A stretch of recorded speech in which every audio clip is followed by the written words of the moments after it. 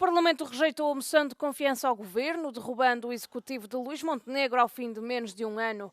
Agora a decisão está nas mãos do Presidente da República, que pode dissolver o Parlamento e convocar novas eleições, ou nomear outro Primeiro-Ministro e tentar um novo governo no mesmo quadro parlamentar, apesar de essa solução ser menos provável. Uma delas é haver um novo governo com o mesmo ou com outro primeiro-ministro indicado pelo partido político que tem sido o partido de apoio parlamentar, ou os dois partidos, ou um governo com mais apoio parlamentar de um outro partido, mas não parece que isso seja muito possível, e a única solução é realmente haver eleições legislativas antecipadas. Após chamar os partidos a Belém, Marcelo Rebelo de Sousa vai ouvir o Conselho de Estado esta quinta-feira e depois comunicará ao país a decisão. O Primeiro-Ministro decidiu avançar com a moção de confiança na convicção de que poderá voltar a ganhar eleições através da reconquista de votos de um Chega em perda com vários escândalos internos e mesmo que o PS se aguente ou até cresça ligeiramente. Apesar de alguns ministros já terem expressado abertamente o desejo de uma maioria absoluta, esse desfecho parece praticamente impossível. As sondagens que neste momento existem dão o PSD muito longe dessa maioria absoluta, porque o PSD neste momento, nas várias sondagens, as confirmadas semana após semana, pela casa dos 30%, 31%, de 30% para chegar a 44% ou 43%, ainda falta muito, e eu acho que é difícil, digamos, haver tempo para mudar. Sondagens recentes também não apontam nesse sentido. A coligação de governo caiu cerca de 2 pontos percentuais nas intenções de voto, mas é o Chega quem tem a maior perda, descendo de 17% para 13%. Já o PS mantém-se na casa dos 28%. Joana Mourão Carvalho para a Euronews, em Lisboa.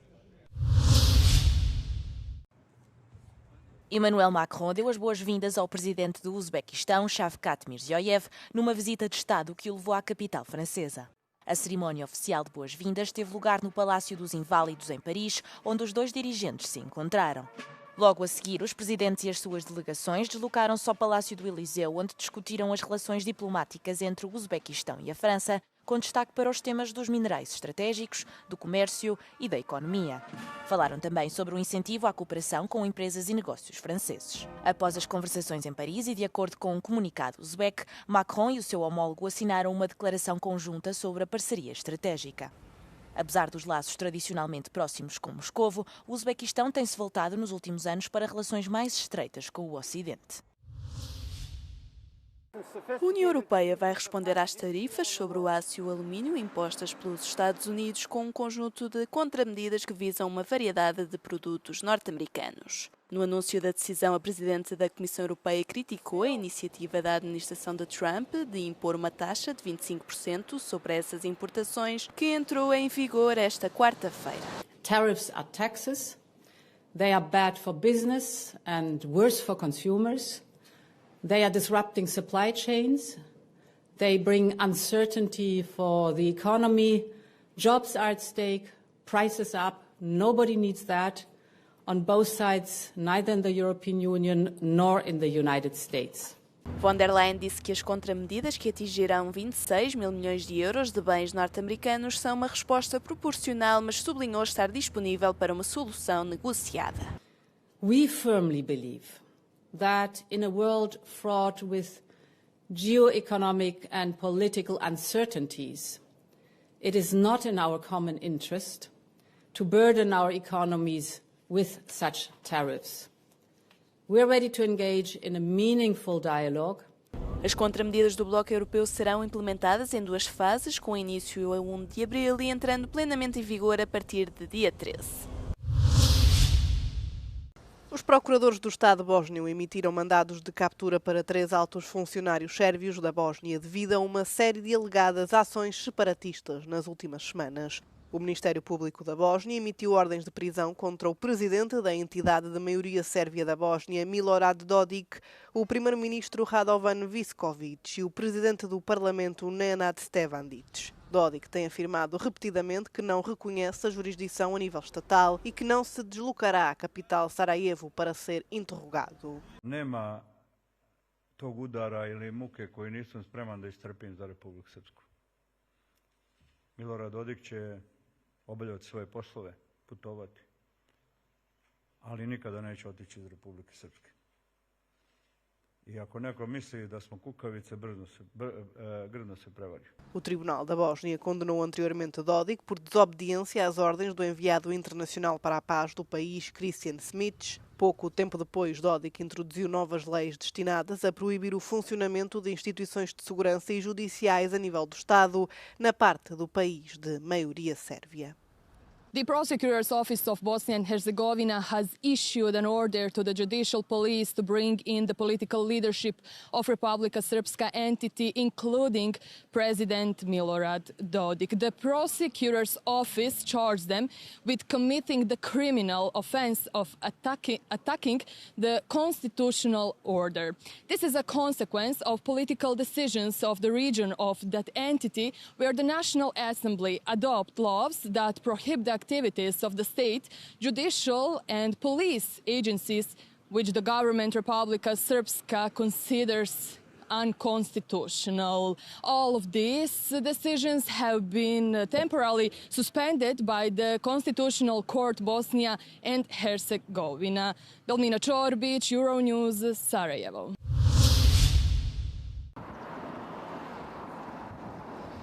O Kremlin disse na quarta-feira que estava a aguardar pormenores do Washington sobre a proposta para um cessar-fogo de 30 dias na Ucrânia. Moscovo tem repetidamente rejeitado o congelamento das hostilidades ao longo da atual linha da frente, acreditando que tem a vantagem no campo de batalha.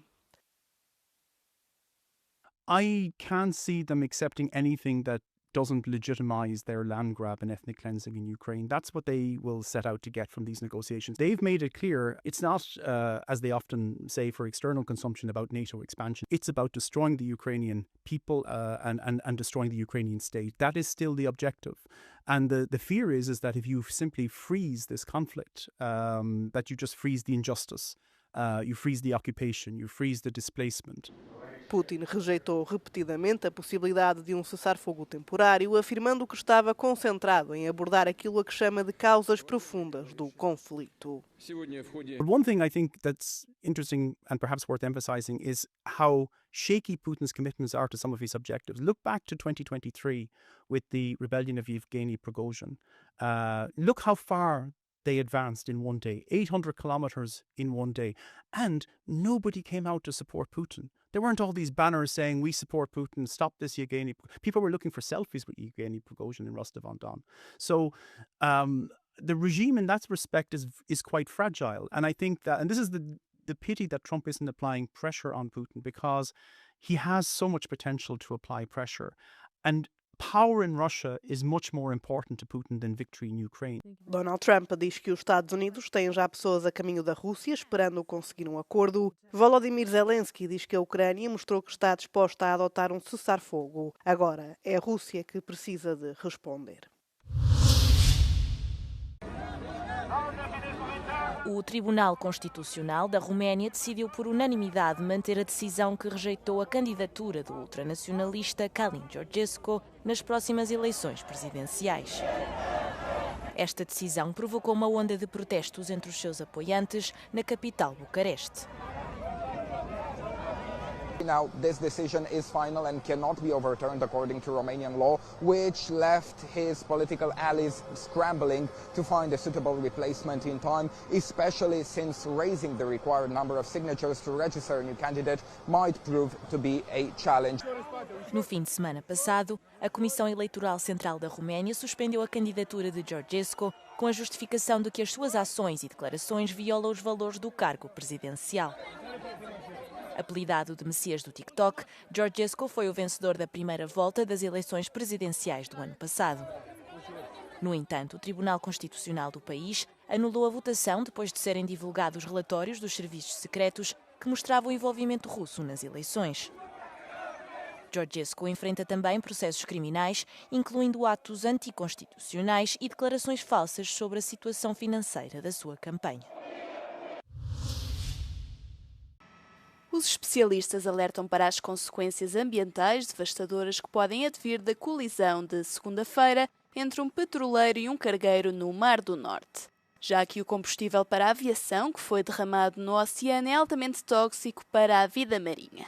There's an irony that crude oil is the least toxic of the oils that get spilled into the oceans. And there are bacteria, there are microbes that break down the crude oil. When it gets to things like refined oils, like the jet fuel, that has a much higher toxicity. If you like, it's concentrated by the refining process.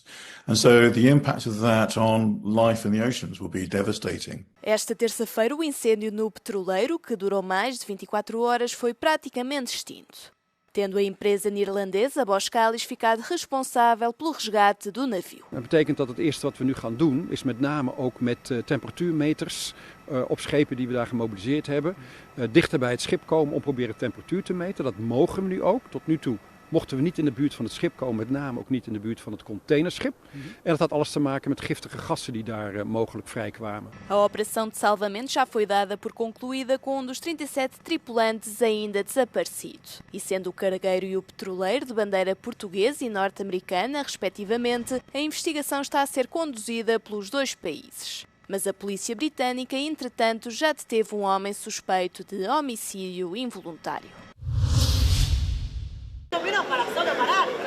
Arrancou em Buenos Aires, na Argentina, o julgamento de 7 profissionais de saúde acusados de negligência na morte do antigo futebolista Diego Maradona em 2020.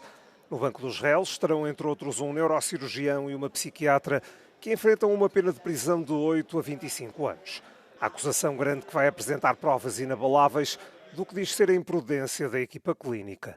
Maradona morreu aos 60 anos, vítima de uma crise cardiorrespiratória, depois de uma cirurgia a um hematoma na cabeça. Os jueces del tribunal interviniente